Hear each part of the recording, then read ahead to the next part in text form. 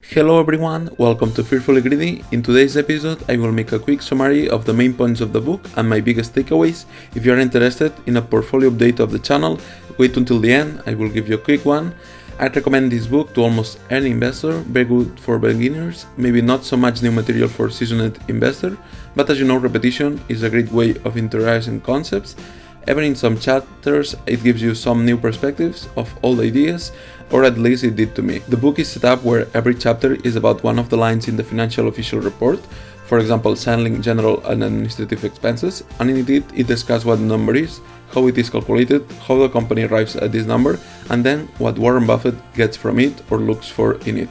All from the author's perspective, not Warren's, because in reality Warren is not a co-author of anything in this book. They get his perspective from all conversations with him or by studying him for many years, since the two authors have many books about Buffett. I don't mean this in a bad way. I'm pretty sure Buffett agrees with most of what is written in this book, and it's in the realm of his investing philosophy. Okay, now let's get into the summary. The first very important metric in the income statement is revenues, not the amount, which will give you the idea of the size of the business, but the constancy of the revenues. If they are growing, that much better. If a business has very inconsistent revenues, it's very hard to value and tends to be in a very competitive sector. Second, a high gross margin. This is revenues or sales minus cost of goods sold, which is the cost of buying our products or cost of manufacturing those. From this you can extract if a company has some competitive advantage, as in pricing power, to price their products or service well above their cost. We want to see a high margin. The more margin we have, the better we will be able to protect our castle. They say that companies with over 40% gross margin tend to have a very strong competitive advantage. Companies with lower ones tend to be in a very competitive environment. The next chapter is about operating expenses, and the great business have very low percentage of operating expenses to gross profit. Selling, general and administrative expenses are overhead, advertisement, travel, legal, payroll, fees, and all that. The lower the better, and under 30% of gross profit is great. We also look for consistency here. This is usually a cost that is very hard to reduce, and if it balloons or is all over the place, can become a huge black hole for our business. Research and development is a great tool to identify a great business. In general, Warren stays away from companies that need to spend a high percentage of gross profit on it. The companies that spend this huge percentage tend to be in very competitive sectors, and as soon as they stop doing so, they get eaten up by competition. Depreciation is how we discount values of physical productive assets that we bought in the past into today's value. It is a reflection of how those goods are deteriorating over time. What we can extract from high depreciation costs is the same as research and development, that we are spending a lot to stay competitive. Now on to interest expenses. These are the running costs of the debt that the company owes. What they say is that great companies don't have a lot of debt, they have cash. So in general, great companies don't have high interest expenses. They give us a number of less than 15% of operating income for companies in the consumer products category, but this number is very industry specific. On the bottom line of the income statement, we find net income, the amount of money that the company is finally making for the period. We can also divide it by revenues and we get net margin. In a sense, it shows how much room we have between what we charge and the total cost we incur for those revenues. In general, the higher the better. Anything consistently above 20% tends to be a great business. The next thing they put light on is the evolution of earnings per share. It tells us multiple things: the trend of earnings, consistency, and if we're getting diluted. What we want to see, if possible, constant and growing numbers. Earnings per share also tell us, in the case that the company is issuing more shares to make acquisitions and grow, reducing our ownership of the total business, if we're actually getting a good deal.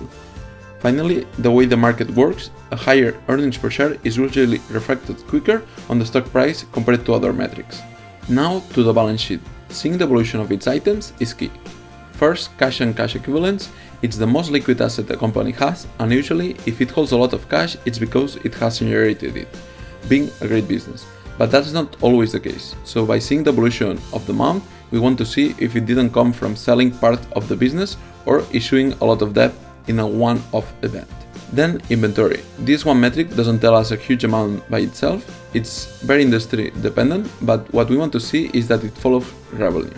Not that it balloons and goes completely in a different way. For long-term debt, some debt is financially efficient. It helps business be more competitive into this low-cost cash environment.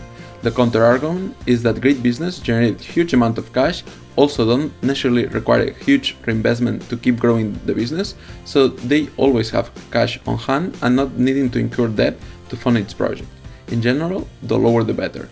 Then retained earnings. This is the cash that stays in the business to keep growing and protect it. It's a 100% retained earnings policy that has moved Berkshire Hathaway's price from $19 in 1965 to $390,000 as of today. Since almost all companies will have some debt, they advise for total debt being short-term and long-term debt divided by earnings before interest and taxes below 4 for the great financially resilient business. Next up is preferred stock. In this, they are direct and short. In today's environment, it's probably one of the worst ways to obtain cash, so the great business tends to have no preferred shares. On the other hand, we want to see treasury stock. This is the one that company has repurchased and keeps on the balance sheet as a negative number. Seeing this is a good sign. Seeing a constant buyback policy, especially when the stock price is depressed, is another great sign. When we use metrics as debt to equity, we should adjust for treasury stock, because these great companies have such great economics that they end up having a mediocre looking one if we keep the treasury stock negative. So always go with treasury share adjusted equity, and in the case of total debt to equity, they say that great business usually have below 0.8. We want our business lean and ready for anything. Now is the turn for one of my favorite metrics, return on equity. This tells us if the company ends up generating great returns on the capital that stays in the business. The higher the better. Although they don't give an exact number, above 20% can indicate a great business. What is for sure is that a very low one, below 5%, is generally not one. Now into the cash flow statement. The book lets us know that it's as important as the income statement and balance sheet. It's where the cash actually goes, and we need to check this document to see the origin and final use of cash. Here they bring light to capital expenditure, or CapEx, which is the cash that the business uses for property, plant, and equipment purchase. What we need to buy and upgrade to keep the show going. The lower, the better. Also again, consistency is very important. We should see many years of CapEx to get an idea of the actual figure for the business. Then they end up saying that business that spend 50% of net income as CapEx could have a competitive advantage, but business that have less than 25% probably have one.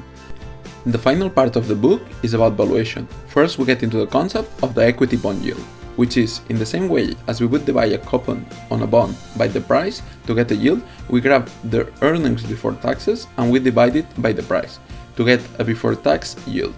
Keep in mind that what Warren does probably is using his normalized estimate of earnings before taxes, not the last year ones, not the trailing 12 months, not the 5-year average. You will need to do enough research on the company to form your opinion on what that number is, and then divide it by price. In the end, he compares these yields between all the companies that he analyzed and ranks them. If we combine this idea with a great business that keeps growing earnings over the years, we end up with an equity bond yields with increasing amounts. The difficult part is indeed predicting those earnings growth rates. This is actually just a twist on price to earnings ratio or PE ratio. In reality, it's just the inverse, but it changes our framework a bit on how we think when deploying capital. Next, they come to the concept of discounting these earnings with the corporate interest rate.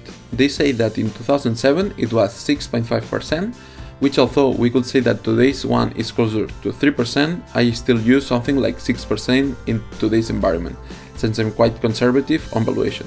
What you do is divide earnings before taxes per share by this 6% and you get the share price. This is very simple, but actually is a rough approximation on a DCF model. You don't need much more. The complicated part is knowing the future cash flows or earnings of the business. To sum it up, we want a business that has constant or growing revenues, high gross margin, low sales general and administrative expenses, low research and development and depreciation expenses, low interest expense, high net margin, constant or growing earnings per share, consistent and not ballooning cash, inventory and long-term debt, growing retained earnings and treasury stock, total debt to earnings before taxes below 4, total debt to equity below 0.8, a high return on equity, low capital expenditures that we can value with the equity bond yield or discounting the corporate interest rate. That's it for the book. Now for the channel's portfolio update. since the last video I've added this month's cash, 1000 euros, and with it I bought 100 more shares of Shinoken. The portfolio now is sitting like this, close to 21,000 euros. And well, that's it. If you like my content, let me know in the comments and by liking the video. Also, if you don't want to miss the next ones and stay updated on the portfolio, consider subscribing. Well, thank you for watching, see you in the next one, and be safe.